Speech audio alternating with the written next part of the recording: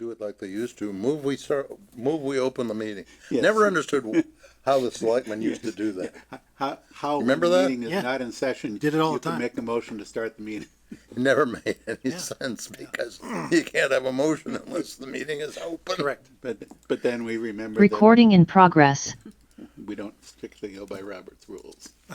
Yeah, right. Anyway, But Okay, we will call this meeting to order. This is the March 24th, 2025 meeting of the Grafton Planning Board. We will begin this meeting with public input. If there is anybody attending the meeting who wishes to speak to a matter that is not on the agenda for this evening, now would be the time to raise your hand and say your thing.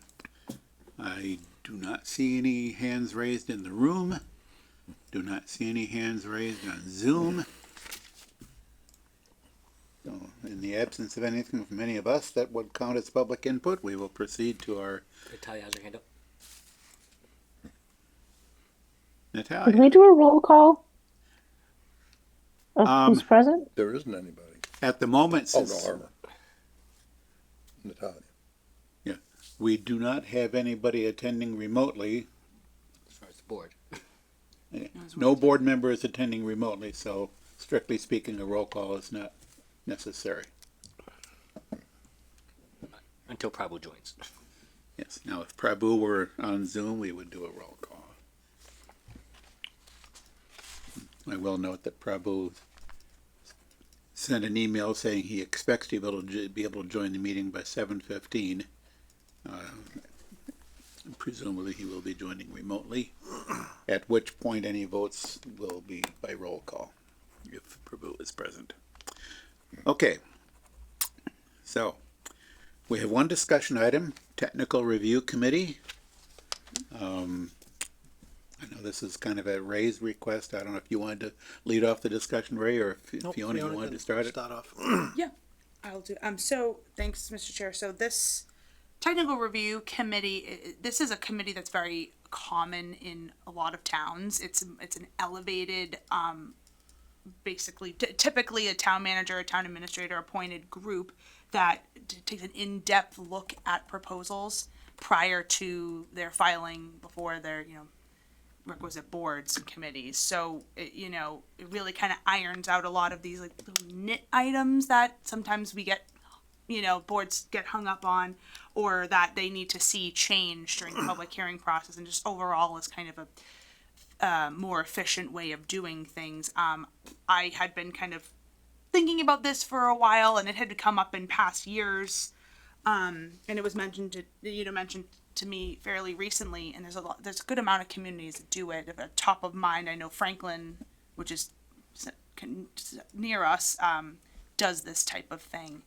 And it's, we have development team meeting in town where we encourage folks to come in and discuss, but a lot of that is more, we're noticing like high level discussions of maybe I'm looking at this, piece of land, what can I or can't I do? What should I know? But it's really not that granular level of review. So, albeit sometimes, we do have people who will come in and they're ready to file. They have basically a draft site plan, and it's, myself and the building inspector, Concom and fire usually that are kind of picking it apart.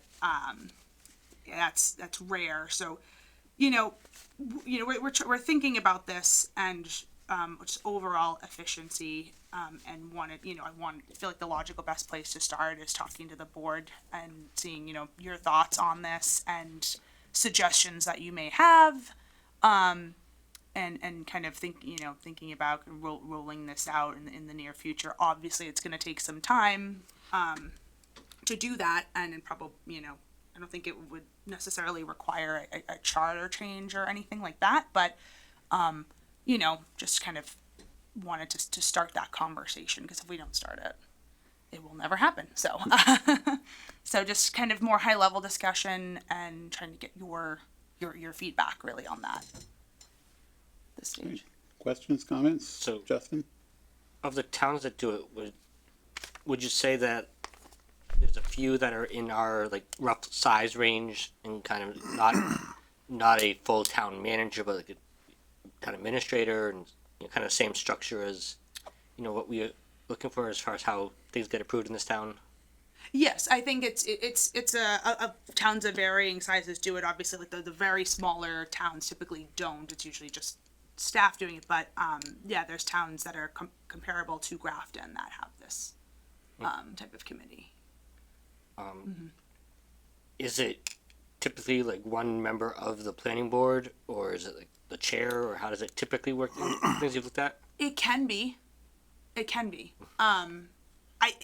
My understanding from my research, and granted, I haven't done a huge deep dive because I wanted to kind of talk about it first with you all, if it was a good idea, is that it's primarily staff, because we obviously know we're kind of doing it every day anyway, and we're paid to be here, so So yeah, I think it's typically staff. Sometimes there's a representative from planning, a representative from the select board, ZBA.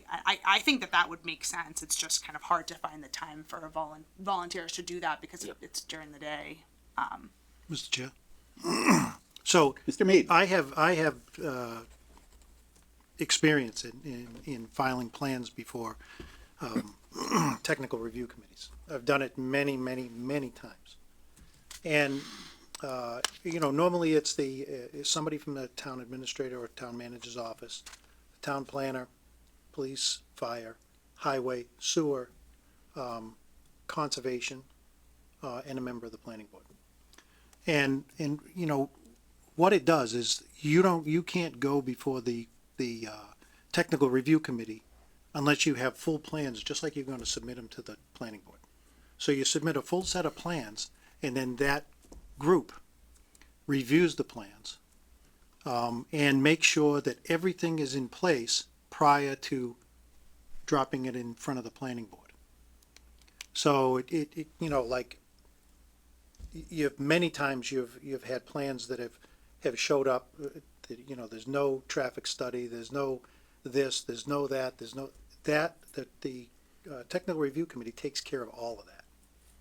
So they go through that whole process and review the project to make sure that it meets or exceeds current zoning and all the requirements required for a special permit. Now, not everything goes before the technical review committee. So, plans that A&Rs and things like that doesn't go before the technical review committee. It's only major projects that require a special permit, site plan approval, whatever it is. And again, I've been before, I can't tell you how many of these technical review committees. It doesn't make the process any shorter, except on the planning board side. It makes the process, the process is done during the day. It's not done at night at 7:30 or 10 o'clock or 10:30. Planning board still has all of their public hearings and all of that stuff. It's just that when the plan gets put before you, it's complete. And that's what it is. I've been very successful at it. I can't tell you how many I've gone to where I only go to one planning board meeting and I get my approval. So, but I went to a lot of technical review committee meetings, but it's done during the day and it's a lot easier. And it makes the planning board's job a lot more efficient. As a point of order, Mr. Chair, we did just get joined by. Yes, I was about to point out that for the record, Prabhu has joined the meeting on Zoom. I'm here. So should I go through the formality of a roll call? Probably Mr. Wood, present. Mr. Hassinger, I'm here. Mr. Delamole. Here. Mr. Venkatraman. I'm here. Mr. Robbins is here. Mr. Mead. Here. All right, all present and accounted for. So continue with the discussion here. Well, so again, it doesn't take anything away from the planning board. Planning board still goes through that same process, that same, special permit or site plan review or whatever it is. It's just that all the stuff that usually when people show up and they say, well, Dave looks at him and says, well, you don't have this. So now we're gonna extend this for another 2 weeks. You end up not getting any of that, because all that's all done. And it's all done prior to coming to the board. And again, and as I mentioned to you, Dave, the planning board has had for the last 35 years or whatever, and I won't point to either one of you, has had, people with an enormous amount of experience in planning, the zoning laws, all the way down the line, everything. That's not always gonna be the case. And this process helps that. But, again, it doesn't take anything away from the planning board, it just streamlines the process. Yeah. Making the process better is a good idea. And I think it's happened informally on one level or another. People come in and talk to the building inspector and the planner and so on. And, the better ones get themselves pretty straight before they get here. The planner, I've always thought, I've never been in those meetings, but I've always thought our planners could pass on to the applicants what they know the board is gonna be interested in and, which way it would be good for them to be going. But you said all the requirements for a special permit, you begin to, they thought they were all straight with that committee, and they come here and we say no, and they say, but they already looked at it and it was okay. The special permit requirements were, Keep in mind, this committee has no approval process at all, well, but no, the town other than told me. writing a letter, No, yeah. The town told me, the review committee told me everything was good. I that's just all I'm worried about, that it doesn't do that.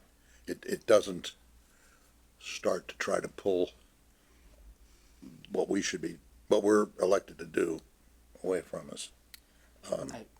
We have had in the past a few situations where we've asked for something from a applicant and they have said, well, the town told us we were good. And we've also had at least one litigation situation where the town suggested an approach to a project wouldn't be feasible due to XYZ conditions, but it's still an ultimate the planning board decision. But what we got in our submittals was not that, and that came into a litigation conversation at one point for the town. Not too long ago. And again, it doesn't take anything away from the planning board. Well, If somebody comes in and if somebody gets through the committee, let's put it that way. If somebody got through the committee and missed something or didn't do something, then it's gonna get picked up here. but that's a case where our planner, if I recall, told the applicant, here's an idea. This ought to be a good thing. And they wanted that to be approved from the planning board. Planning board said no, and we're out in court with a claim being made that, there's a problem there. So I just want to be careful about being clear who is doing what, and a sensitivity to not doing things that could impact. Well, it's not something that's gonna happen tomorrow. No. And, we can get, or Fiona can get, and I can help, whatever. Get information from cities and towns that have it now. No, it's okay. And it's, and I gotta tell you, sitting over there, on that side of it, Yeah, no, the whole process worked very, very smoothly, very Good. smoothly. So let's take a recent example. So the East Street with the driveways and everything like that, that would have been probably absorbed by what you're talking about, right? More than likely. But Maybe. other Is than, it- other other than that people was, agree with that? Or? other than that was a unusual request. But when we asked, and relating back to that, when we asked about the driveway that was on the right-hand side of the house, and we asked about why the lot line goes like this and why that does that, all of that stuff could get all straightened, all taken care of. Yeah, and I'm just picking that because it's a recent one where Yeah. it seemed like there was a lot of technical aspects that had to go back and forth. Right, fire department, So- can the truck go over that, can the truck go over the bridge, you know, is the driveway, you know, sufficient enough to hold the weight of a fire truck and all of that stuff? All of that gets straightened out. So I Yeah, think I think- that's potentially good, right? Some of the back and forth around straightening that out. I think the thing that Bob's talking about, and I would share, is that they feel like there's an approval, or that they view the special permit as only being under the minimums and, you know, I mean, above the minimums and under the maximums, right? Like, if it works by the numbers, then you should be approved. Whereas there's other aspects of it when it gets here, right? Compatibility and so on. So I guess that would be my thought. It's good to cut down the cycles, but worried that you're signaling kind of a soft approval, Well- unless you're really clear with people. What would this committee have done with the people looking for the permit up at the Wyman Gordon property? That's a pretty big project. Yeah, You know, but so- the point is that there was a window there. There was They there was could a be, time- they can be so many feet from the road, Yeah, but there was a time frame involved in that, and keep in mind, until, that time frame doesn't kick into place until it's filed here, yeah, no, but so, but the point is, if you said, yeah, it's okay, no, not you, you know, Yeah. the committee says, okay, and they've drawn the plan with the minimum setback. Yep. It turns out that we didn't get to an approval until that had changed. Some other things had changed, and that's where it comes. Anyway, as far as I'm concerned, I don't know whether you have to have, or you have to start this with a major assembly, you know, a creation of a thing. When you have some a project that you see that's going to benefit from it, make it so. Yeah. No, you know, try it on that project and work with projects that where it makes sense. Because you know, on some degree that happens anyway. It is back and forth, a little less structured now. Yeah, I think, you know, it'd be worth, certainly to me, it seems like it'd be worth exploring the concept. Gathering more information, examples of how other cities and towns are doing it. Particularly those that are in some sense comparable to Grafton. I mean, Franklin is somewhat comparable, except it's about half again as large population wise. It's a more, Franklin has a larger proportion of commercial property in it, but, you know, yeah, not to pick on Franklin. Franklin's familiar to me because my kids and grandkids live there. But anyway, find out more about how this thing works. I think the general idea is a team that is focused specifically on a review of an actual application that is about to be submitted, as opposed to the development team may look at some of that, but the development team's focus is really a little different. So a more of the term technical review is probably a good way to look at it. That they're focused more on some of the nuts and bolts. They'd like to see that the plans have everything they should have. Some of the basic details of what has to be submitted. The committee would not be would also be cognizant of the role of the planning board and the discretion that the planning board has. So the committee would not be making any commitments as to what the planning board may or may not approve. Yep. But some of the details, we frequently find ourselves, Graves reviews plans, and there's a lot of little, notations that need to be there. And so there's sometimes a couple of back and forth there, that some of that could be taken care of through this committee so that by the time this board sees the plans, they're more likely to be at least complete and at least, presumably something that the board could in its discretion consider approving. right. But yeah, this committee would never be speaking on behalf of the board. The last one that I did was in Drake, Mass. Drake, Oh, it's up in, up there, anyway. It was a $24 million healthcare facility, and it took 3 months to get it through the technical review committee. and one meeting of the planning board. And that's, Yeah. I'm just saying, that's, it was a large project, and, that's the time frame that it took. That has to be voluntary though, because they have a right to just come file their application. And sometimes subdivisions, for example, do that right as the zoning is changing. Yeah. To lock it in, or one thing and another, like that. You can't tell them, they can't, chapter whatever says you file your. Yep. I think of this sort of like an extension of trying to be more welcoming to particularly businesses, as far as I'm concerned, but helping the housing. So Yep. we're getting more friendly. Mr. Chair. Mr. Wood? One further thought I have just on this is with the idea that I've had discussions in the last year or so with my actual job where it's been suggested pay attention to who you invite to meetings, pay attention to what meetings you go to, because meetings are one of the most expensive things that you can do when you have decently paid employees that are attending it. So there should, just to kind of think about where the town is also already looking at, what we're spending and where we're spending it. Does the addition of a technical review committee make sense budgetarily? Where, in theory, coming to us for everything is cheaper for the town than going to,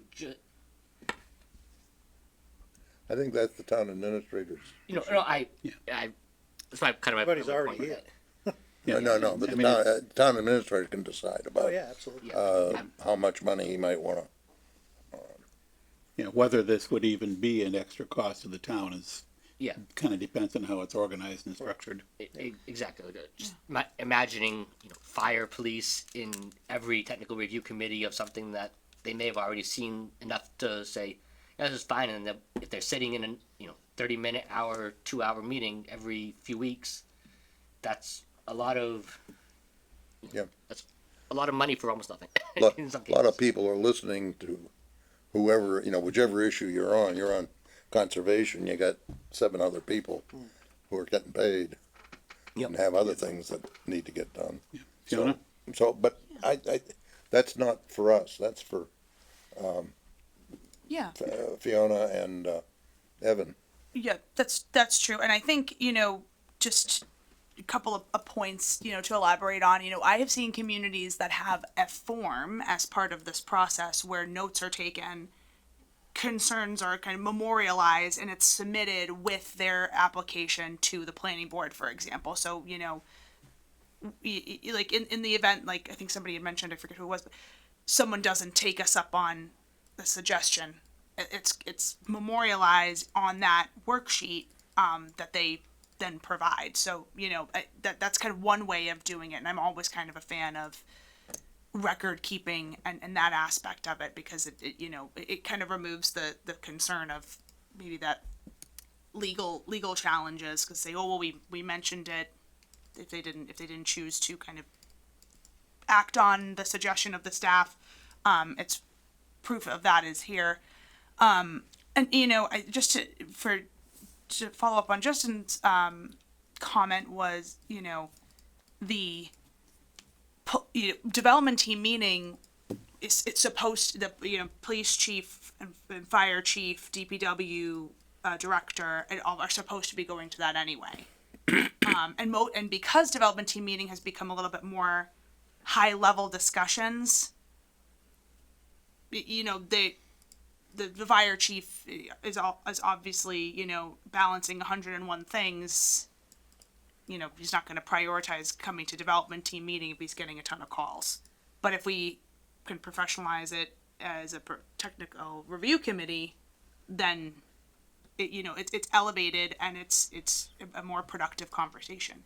And just the last comment that I'll make is to follow up on Ray's point is, and Greg's is, the conditional pieces of it where that's at the board's discretion, like that wouldn't factor into what the technical review committee my understanding is that it wouldn't factor into what the technical review committee would even be discussing. It's specifically the regs of the town, you know, getting the plans to that point of filing, minimizing the back and forth with, you know, hydrants being provided, you know, pulling a fire truck on site, etc.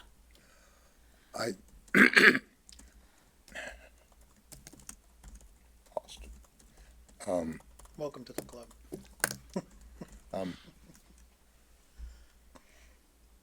Oh, I think it might be a good idea to, at the front end of one of those, have a form that they sign. We know Yeah. this doesn't, you know, this doesn't substitute for the judgment of the board. You know, Oh, yeah, there's all of that's in there. Everyone I've ever attended, you sign that agreement at the beginning. that you understand that, and you won't sue us about it. Oh, and the planning board has the final say. Yeah, So, well, actually, in some situations, no matter what comes out of other than, you know, meeting the regs and all of that stuff, no matter what comes out of the technical review committee can be changed by the planning board. Because it's a and I special want, permit. and I want the you know. paper for our council when it comes to it. And does, in your experience, does the review committee send any kind of notes or Yes, recommendations to the so a planning board? letter is provided to the board for the special permit hearing or the site plan approval hearing, stating that the technical review committee has reviewed this plan, it meets all current regs and all this stuff, and then they sign it off. What about Yes. paying our engineering consultant and, you know, the people that we pay to review plans? Because you're People gonna, that the contractor pays to review plan. well, he pays through the application process, Right, but that could, now you're talking about you want money from him before he's filed an application. Right. You gotta think about how that works. and you do file engineering, it usually says what it's, the minimum Yeah. engineering price, and you have to have all that prior to filing your plan with the technical review committee. Okay. And they have to agree to. Yep. You have to pay. Again, you can, you know, technical review committees change depending on the municipality that it's in. So you can make whatever rules you want. And, you know, again, it's just a way of streamlining and making the whole process more efficient. Well, I say give it a try if you like. I think you hear a consensus to the board that we like the idea and it's worth exploring further. Yes, got it. And the cautions that we, Yes. I could bring more examples Yeah. from other communities for the next time we talk about it. Yeah, seeing how other communities in the Commonwealth have done similar things, that would be particularly helpful, you know, particularly understanding how they've worked like paying for the engineering review, the peer review. You know, because our authorization for that currently is, you know, we're clearly authorized to do that through the special permit and the subdivision process, but, you know, this sort of comes ahead of that. Yep. And we want to make sure that, you know, I'll gladly take any examples of how other towns have successfully done that. We don't need to reinvent that wheel. Greg? Yeah, and I'm also curious the content of whatever the review committee provides to the planning board. Because one thing, and this might be asking too much, that I think would be really valuable would be some context for a particular if they're working with all the large projects. Like take, for example, down by the MBTA station, you have 3 big projects, you have a troublesome intersection. Each project is being looked at, I have 5%, you know, effect on the traffic. But when you start adding it up, it's really a bigger situation than it would be. So if they had some kind of part of their process where they said, hey, you know, this is the one, we've looked at it, it meets all the requirements, but also remember this, this, and this. You know, because over time, you know, when those are fresh, we remember them, but over time we may lose track. So just understanding we have to look at it in the context of like all the impact that could be coming in the near future. And I don't know if that's too much for a review committee, but it would be nice for us to be that reminder of, hey, consider these other factors. so moved. Okay. Go for it. Sounds good. All right, the time is now 7:31. It is public hearing time. We have one brand-new public hearing. A request for modification of definitive plan approval for the Abbey Woods subdivision. Okay, the planning board will hold a public hearing on Monday, March 24th, 2025, commencing at 7:30 PM in the conference room A of the Grafton Memorial Municipal Center, 30 Providence Road, to consider an application to modify a definitive plan approval requesting approval of a 30-month extension of the construction completion deadline set to expire on April 1, 2025 of the Abbey Woods subdivision at 10 lot conventional residential subdivision on property located at 18 Carroll Road as shown on the Grafton Assessor's Map 56, Lot 30. Said property is located in a medium-density residential R20 district. The applicant owner is Central MA Home Builders LLC. A copy of the application materials are available for public inspection at the planning department or during regular business hours or on the town of Grafton website at www.grafton-ma.gov on the planning board / development projects webpage. Okay. Fiona? Sure.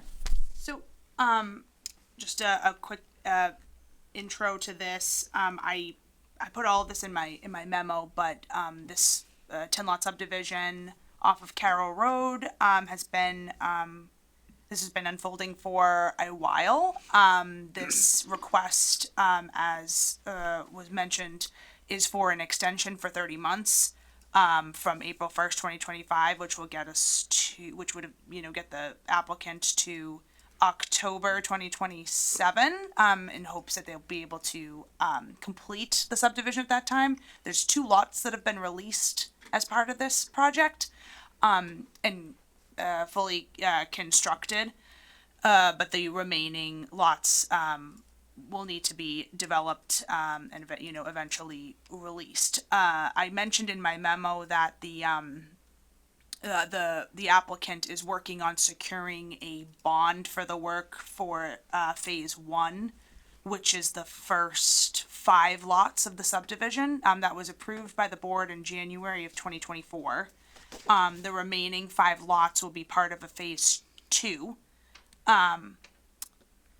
But the subject of this is the entire ask of the entire permit approval is for both phases is through 2027. So the applicant is eager to make sure that they're staying in compliance with the requirements and making sure their permits are valid so that they can finish their construction and ultimately secure the bond for the phase 1, because I will have to reference the current permit. So it's just a request for an extension after checking the subdivision regs. They say up to 3 years. The board exercises their discretion in that regard, but I'm happy to answer any questions about this project and the history of it.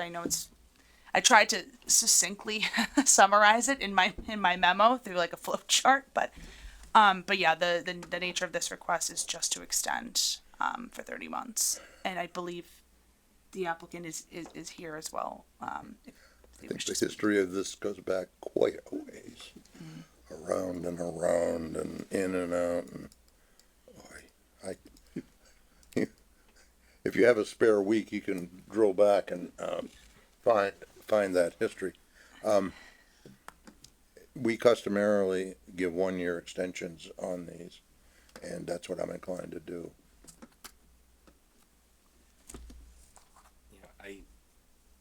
I feel similarly to Bob. I'd be open to hearing why the 30 months feels like it's necessary, but I'm not sure that I'll have any answer that will tell me I would want to go longer. Yeah, no, longer is better because for, one less problem, one less thing to deal with.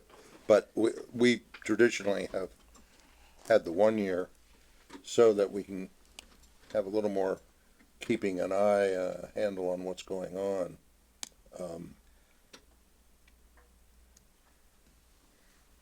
Sometimes it turns out to be very helpful to have that come by. people start coming in with issues and whatnot. And It usually doesn't take terribly long to do. I agree. 1 year sounds better with some kind of demonstration of progress, right? Because then you face down the option of coming in 29 months later and saying, "Oh, I need more time." You know, and I don't know if there's a way to define what needs to be shared to go longer than a year, but it doesn't seem like going, 20, however many months without having any reason to come back in is the best approach. This is a hearing. Is there anyone who wants to, Any other? And any comments from the public?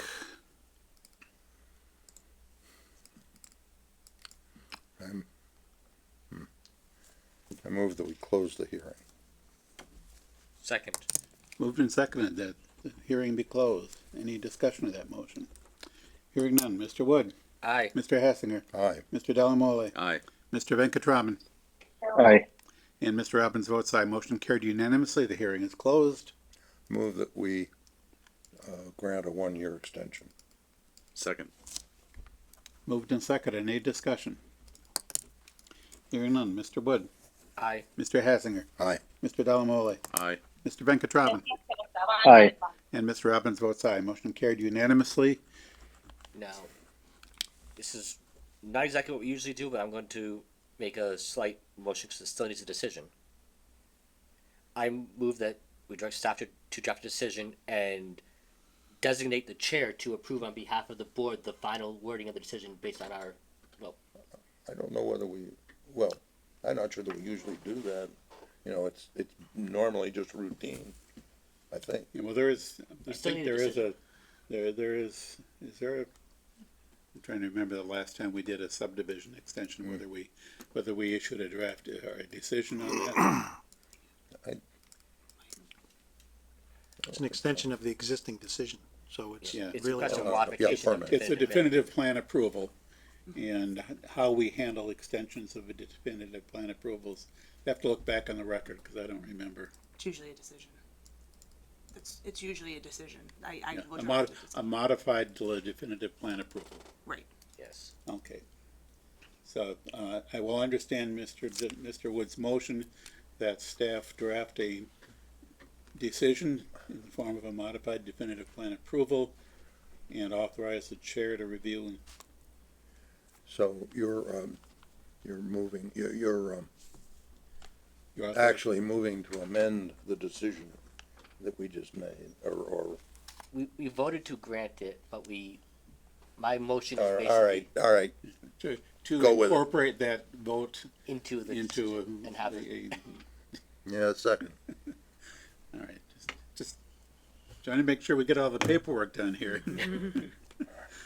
Yeah, any further discussion? Hearing none. Mr. Wood, Aye. Mr. Hassinger, Aye. Mr. Delamole, Aye. Mr. Venkatraman, Aye. and Mr. Robbins votes aye. Motion carried unanimously. Staff will take care of the paperwork as expeditiously as reasonably possible. And ironically, we have in our correspondence, staff gave us words to use for our motions, and this was not covered. Yeah, no, we like our words. No, All right, so let's move on. And we wrap that one up.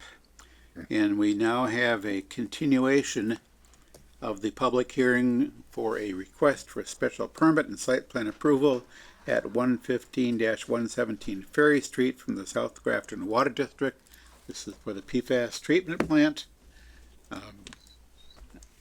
Fiona, bring us up to date on the paperwork and all that for this. Yeah, sure. So, since the last time the board met, the applicant has turned in a few pieces of information into the record, including a revised waiver request form, a peer review response, revised site plans, revised plan sheets rather, and a response to the town planner memo. Additionally, Graves Engineering produced their final peer review report closing out any concerns that they had. I was able to draft a decision late last week and upload that into the record because some of the information came in a little bit later on Friday after working hours. I did try to close any last minute loops with the decision and add some additional details that came in and uploaded that revised decision today. I understand that that's not, that doesn't give the board sufficient time to review, but I did try and highlight those changes so it's clear. But overall, I had no glaring concerns. There was something was flagged by Graves Engineering, and it was a concern that I shared, which is the fact that the application is going to be waiting on a DEP approval regarding compliance of the lagoon infiltration basin with groundwater standards. My professional thought on that was if that change comes in and is required and requires a plan modification, then we can modify the plans and do a special permit modification. It seems like from my conversations with the applicant, DEP is kind of slow. So, the likelihood of hearing back from them during this public hearing process is unlikely. The project is obviously, important for the town, considering the PFAS issue. So, that was my suggestion, and including that, condition in the decision that they can come back and modify at a later date if they need to is I feel sufficiently covers. So you think the current latest version is good? I do. Yeah, I do. Okay, I'm ready to close the hearing Have- and get this done. There's no information that we are expecting to receive at this point that we have not already received? Nope. All of the engineer who I believe is on, Michael Karmazini, responded to myself and Graves, and those were the biggest. Those were the biggest piece of information besides the revised plans. I know that there was some discussion at the prior hearing about noise levels that was provided, at a preliminary basis, but there is decibel counts in there, and we do have a condition about that. Yeah, when I looked through the materials this afternoon, nothing struck my eye as being something that we are now waiting for further information on. I think it looks like we have everything. Mm-hmm. Justin? Yep. My only comment is if this project can't move forward until the Mass DEP stuff is solved, and there's no shot clock on this process for us for this project. Mm-hmm. If the applicant wishes to keep it open until they get a result from Mass DEP and just sending in a request to continue as they need, that could save a publication fee and extra wait time if there is a need for a modification based on the Mass DEP information. I'm happy. I have no opinions one way or the other. I'm happy to close and go with that plan initially. Mm-hmm. But if the applicant wants to keep it open for waiting on Mass DEP, I'm also okay with that. How long is that approval likely to take? Well, that approval should be coming any week. I've been trying to ask for follow-ups, but we need to get everything resolved and contracts signed with the contractor by June 30th. Yep. Because it's part of the SRF loan program. So Well- I know DEP is really busy right now because they're working on a lot of projects with the same time frame. So Which do you prefer? I will just add really briefly. There is one risk to keeping it open is that if planning board members can't attend anything that has any new information in a further public hearing, especially after this town the town elections that Mr. Venkatraman will not be remaining on the board past this election. We do have a more of an issue as far as having enough members to approve. I don't see that being an issue, especially if the DEP answers come in soon. But that's just a big thing to say out loud. Yeah, Mr. Karmazin, do you think it is more likely than not more likely than not that the DEP will approve the proposed design? Or is it more likely that they'll request a change or require a change? It's hard to say because it's sort of I wouldn't say one way or the other. We're arguing our case. We'd like to hear what they have to say first, because if they ask us to go, there's really only two routes to go. It'd be installing, handling the backwash by installing a 10,000 gallon buried tank with a pump, metering it, and doing a long 2-inch force main to go to the sewer. So it's just a cost that before they require it, we want to make sure if we can save that cost, we would like to. And the other thing you mentioned was, the need to go out for bid and all that, and that is a further delay of say 2 or 4 weeks in getting this permit.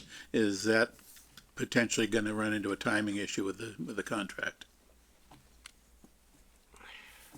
Well, I'd say the bid period is around about a month, maybe 5 weeks. So ideally, we hear back from DEP in the next 2 or 3 weeks, hopefully as soon as possible, obviously, but they're aware of the schedule that, like how it gets tight this time of year.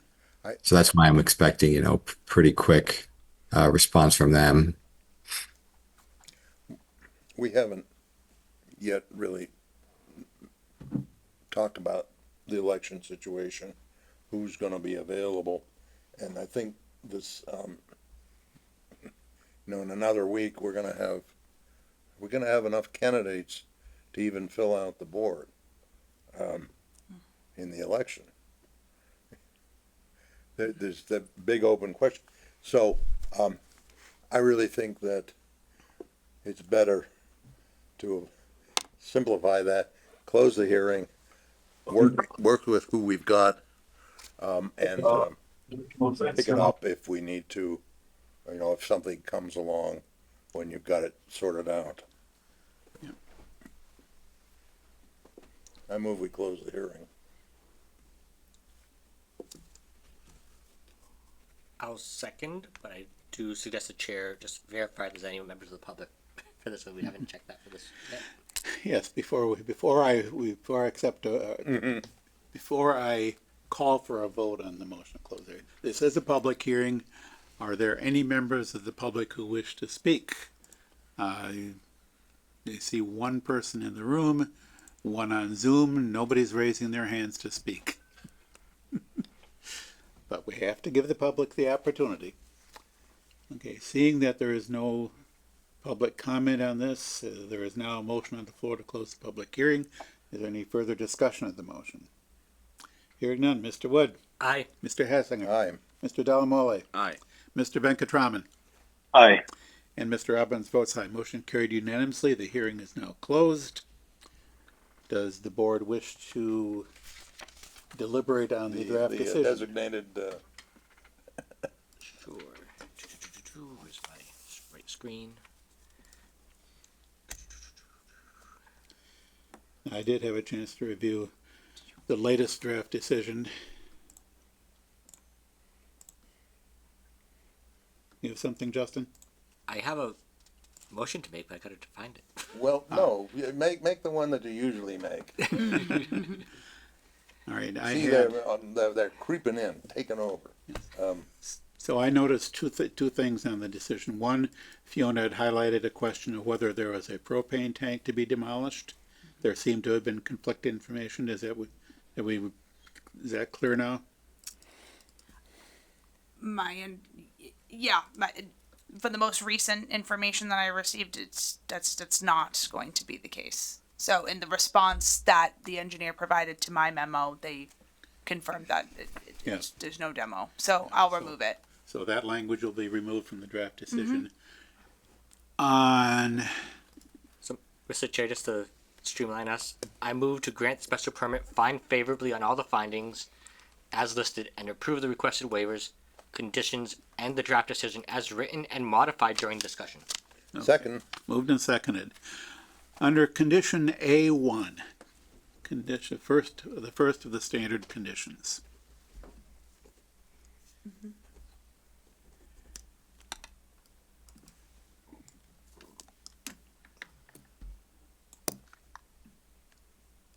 On the second line of that, it says, it talks about a water treatment facility with 2 diameter filter vessels. I think maybe there's a number missing, like 2, 1 inch diameter or 10-foot diameter, or whatever the diameter was. The 10-foot. Yeah. And that's the only thing I saw that I thought I'd pick on. Everything else looks perfectly good to me. I have no other comments. Okay. Mr. Chair, I think there was one. Let me just. Yeah, I was able to get consensus on the NIPD's with the conservation folks. That highlighted condition there. I was able to get a confirmation from conservation regarding that. So I had highlighted it, and I'm all set. So I'll take care of that. I think that there was one. Nope, that's all my comments. Okay, just 3. All right. Any other comments or suggestions regarding the draft decision? If not, no further discussion of the motion? Mr. Wood, Aye. Mr. Hassinger, Aye. Mr. Dalamole, Aye. Mr. Venkatraman, Aye. and Mr. Robbins votes aye. Motion carried unanimously. Staff will take care of the paperwork on the decision, and hopefully you guys can move forward and get DEP to take care of that detail and get your contract going and get that PFAS treatment installed. You'll have the PFAS best treatment part. done by the end of July, right? Yes, sure. It's These the best things part do of the take job time. to get to construction. do you have trouble with your water being brown? Not as much. Not as much. Well, the problem we're having is, we don't have the extra water to really do good flushing right now. Once the plant's built and the large well's back online, we can go back to flushing. So we're having to err on the conservative side as far as, maintenance goes because of this, so. All right, well, Yeah, well, go for it, guys. Thank you. Thanks for your time. Thank you. Have a good night. So You too. I'll follow up Have a good night. with you once do the paperwork. Is that anything? Nope, No, we're you're good. done. Okay. Yeah.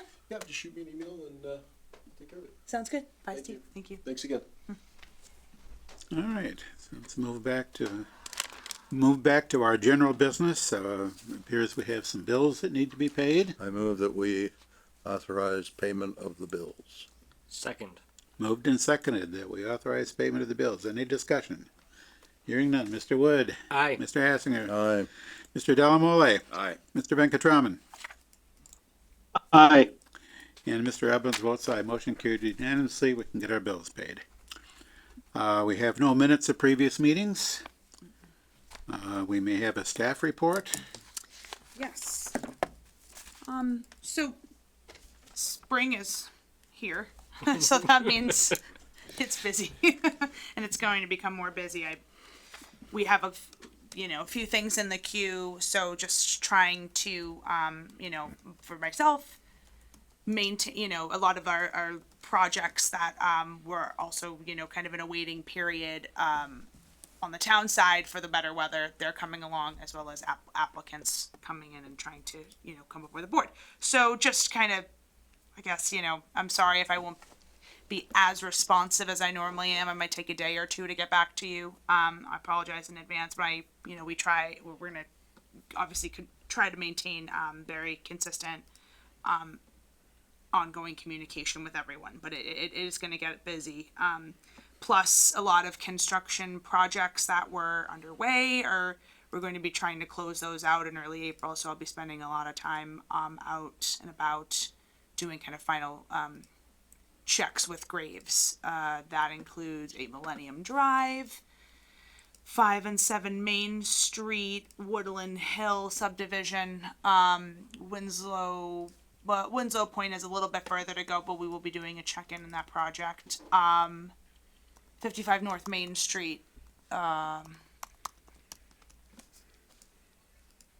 are the ones that are coming to top of mind that are closer to the end there. We're gonna, 188 Providence, they're not close to being done, but they're kind of working away on the access drive and the buildings, so they're making good progress. I was at UPS the other day. I did a site walk with the Conservation Commission team. It was really more for their compliance with their order of conditions, but it was extremely helpful being out there and walking the site, seeing what's cleared, how the erosion controls are installed, how they'll be dealing with the species migrating. Yep, I was in fear of my life that I was going to get bit by a tick. I didn't. So, Is UPS still only in the clearing phase, or did they start any actual like pouring or construction in any way? no pouring, no They're construction. they're a long way from that. I thought Yeah. so. I figured I'd just ask. They got a lot of blasting to do. Yeah, they're definitely they definitely have their work cut out for them. So, but yeah, no, it was great. The Shrewsbury folks were there, the Shrewsbury town planner, assistant planner, myself, all of our conservation folks, our agent and our assistant agent, as well as Shrewsbury's. So yeah, we're going to be keeping a close eye on that project, and Jeff Walsh is going to be going out there a lot more for us as the construction evolves. Master Plan Working Group is meeting on April 7th. Is that Yep. April 7th? Thank you. For what is likely to be their final meeting before the plan is approved by the board. There may be a May meeting. But right now the goal of that April 7th meeting is to talk through the draft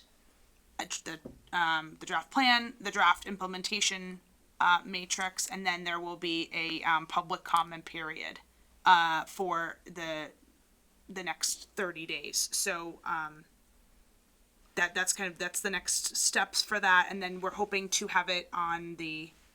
I'm hoping that we can get on the town meeting warrant. I had put a placeholder for it on the town meeting warrant per Bob's suggestion. So we're hopeful that that's an extra step, but it's a good one, and a lot of communities do it. So it was a good call on Bob's part. So yeah, continue to spread the word and help us, stay engaged in that process, and we'll be advertising it on social media and such. But and we also have a open house coming up for the Grafton Common traffic study update, April 9th, community room of the library, 6 to 7:30. Jack was out there today handing out flyers. I've been sending emails like crazy. Jack's going out again this week to physically hand out more. Post it everywhere that I can, and we're just going to continue to push that because that's in about 2 weeks, and it's going to be a really important process to understand. It's gained a lot of traction online as well, so that's good. And that's to get public input on the possible changes that could be made to the traffic pattern, or to what? Yeah, it's just to gain, exactly as you said, like community input on what folks would like to see, their observations, good and bad, on the common, suggestions, kind of the Stantec, who's the engineer, will be providing materials to kind of mark up and explaining their kind of preliminary findings from the site walk and the data crunching that they've been doing as well. So it's an information like sharing session that will inform the final plan. So excited for that. Trying to think. I'm trying to connect with Massachusetts Housing Partnership to help the trust with the Affordable Housing Trust with their RFP process for the High Point lots. So that's kind of I haven't been able to make that connection yet, but I'm working on it. So that'll be forthcoming. Staff is working really diligently in the office to get, permit extension letters done, updating our databases, updating our forms. We're working on a lot of big things, so we're excited. Happy to answer any questions about anything in particular, any projects that are of interest. Was there a development with 1727?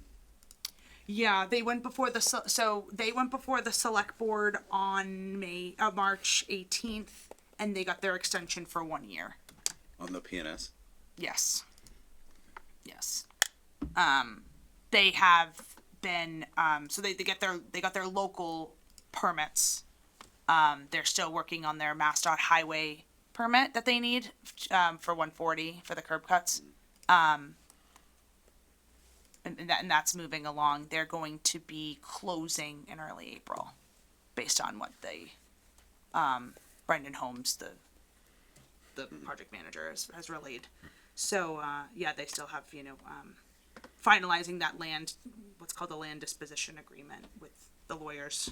But yeah, it's moving along, and they did get their extension. I think there was a bit of back and forth, and a lot of valid questions were asked, but yeah, they're moving forward. So Anything else for Fiona? Anything in correspondence that caught anybody's eye? The one thing at the top, of course, is the extension of the pandemic meeting, what the legislature ended up doing, and the memo in the correspondence is not quite up to date. The House passed extension on Monday. The Senate passed it on Thursday. It's now on the governor's desk. And the governor says that their deadline for the governor signing it, the deadline is March 30th. Like a day before the current provisions expire. What they did was simply extend it for 2.25 years. Assuming the governor signs it, the pandemic provisions for hybrid meetings now expire on June 30th, 2027. I was interested that apparently they've messed around with some town meeting requirements too. Yeah, they didn't change the town meeting requirements. There is a proposal. I read one of the bills that was in the legislature proposed to allow open town meetings to be held with remote participation. That's not the one. That's not the one. That, But that what no, I think I'll open a store selling all the equipment it takes to do that. No, it was like reducing the quorum requirements, and there's another piece. But Yes. that kind of thing. yeah, those were the original in the original pandemic provisions. Reducing quorum requirements, delaying town meeting dates, representative town meetings allowed to vote remotely, but nothing's changed in that regard other than the expiration date. Okay, I never saw the town meeting stuff, so the reports just say it's in there. Yep. My only correspondence comment is it might be good to take those recommended motions and just put it as its own article on the town website for under the planning board. It doesn't hurt to have, doesn't mean we have to follow it. All right. Anything else from correspondence? Any reports from planning board representatives and town committees and CMRPC? CMRPC, I participated in the Physical Development Committee meeting last Thursday. We were voting more of the money that we have to put into projects. I think Grafton was at least a partner in 4 different things. Improved all of it. Maybe you can tell us what. Sure. Yeah. So I missed that meeting, and I followed up and apologized to CMRPC for not being able to attend. I was there at the January 16th Physical Development Committee meeting. So one of them is, CMRPC is offering technical assistance for drafting an ADU bylaw, in light of all of the, the housing bond bill. So we submitted a letter of support, and request to be involved in that. Now that there is, the board members may or may not know, there's a model bylaw that's been created by the state. So now that that's on the street, CMRPC will be able to work with communities and, Grafton included, to finalize an ADU bylaw, hopefully for spring. The board has talked about this obviously a lot over the past few months, and I know that we just, the board decided to wait until this information was published, and now we're working on that. So that's one project. Another is historical initiatives for historical commissions and historic district commissions.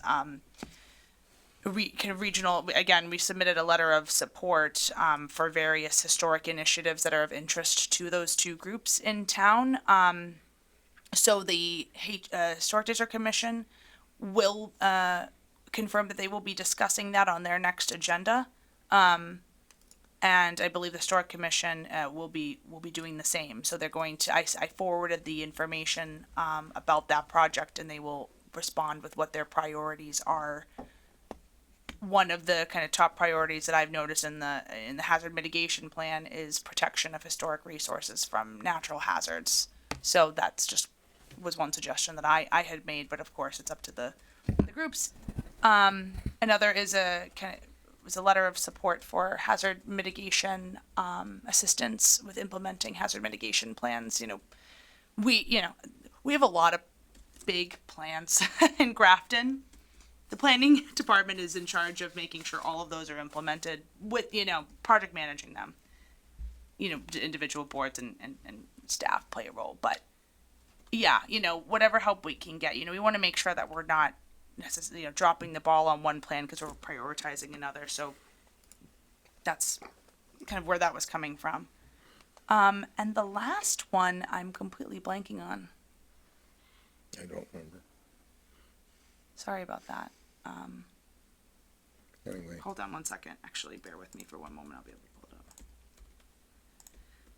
But yeah, the biggest lift, I think, for a DLTA round will be the ADU bylaw, for sure. That will involve stakeholder meetings, interviews with staff and board members, etc.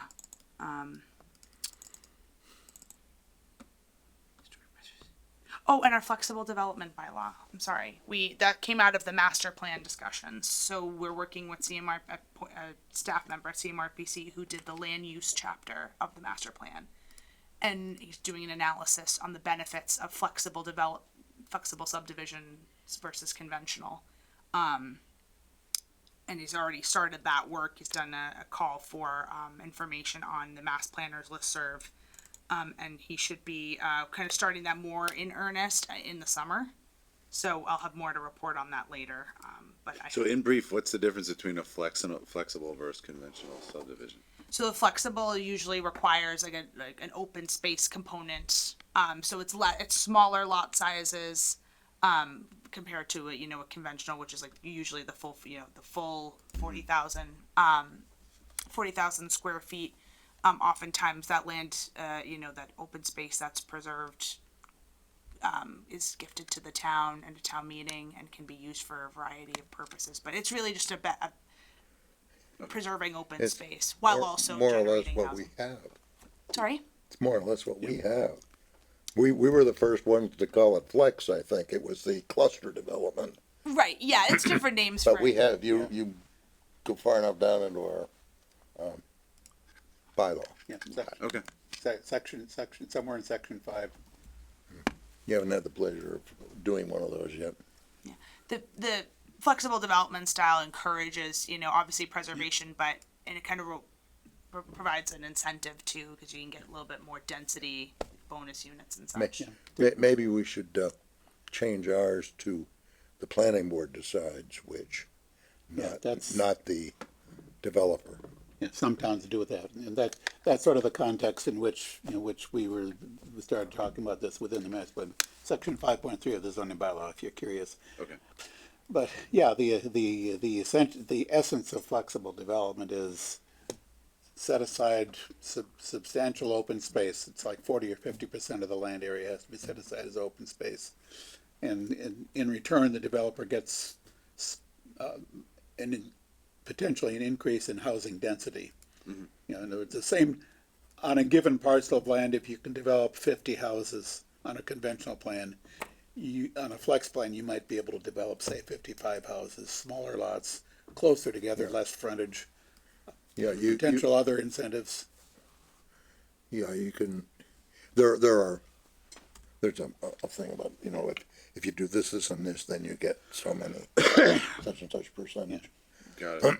A lot of that's been in place. We put ours in place around 1991, I think it was. It was the spring of '91 And, when I, Yeah. ran for, Right. And it's been largely unchanged since then. So the review that we're talking about is going to look at, experience that towns have had since then. Are there additional incentives we can offer? Approximately half of our subdivisions since then in Grafton have been done as flex. And one of the questions is, are there additional incentives to, encourage more of the subdivisions, to make it more attractive to develop flex, thereby building housing, but at the same time preserving a lot more open space. So that's sort of what got, some of these ideas, that came up in the master plan as part of the master plan, or that's what led to what Fiona was just talking about. Yeah, so excited to see the findings that CMRPC comes up with just from, interviewing other folks and reviewing other bylaws and seeing how we can bolster ours, so, yeah. All things considered, our flex has worked pretty well, but there's a reasonable chance that we'd be able, by modernizing it, we may be able to make it work even better. well, if we could get who chooses the plan, Yes, that would that would make a yes, big difference. Yeah. Then they, It works depending on what fairway you're on at Highfields. Trust me. yeah, well, when you hit the ball and it's going straight at the house windows. But no, there are a lot of times when it'd be nice to be able to push them towards conservation more. yeah. In some of the recent legislation around zoning, they've been referring to something along the lines as open space residential development or open space development, which I think is. It's the same, really. It's basically the same, but they're calling it by a new name, and at least under certain circumstances, you can pass that as zoning by town meeting by a majority vote. If it fits into the definition of open space or natural resource protection zoning, that's another similar concept. But a couple, 3 years ago, the legislature delineated or certain elements of zoning that can be passed by majority vote rather than 2/3, and that's one of them. Well, would that mean that the change we were just talking about could be passed by a majority, making it our, Possibly. I haven't looked into it in a whole lot of detail. I started looking more closely at it a while back, but Yeah. it's not at the top of my list yet. Yes, I'm hoping CMRPC will That's- be able to. That's why it's good to have someone else who's in a good position to drill down on this. okay. Any other reports from planning board representatives and town committees and CMRPC? It's not exactly a town planning board rep, but I will note that I attended the Citizen Planner Training Collaborative's annual conference at Holy Cross a week ago. Fiona was there. Sat in on the sessions on solar. There's some changes coming in that may affect zoning and solar development. Attended one session on a development perspectives from developers, from engineers, and from planners. Sort of, give me a little better sense of how.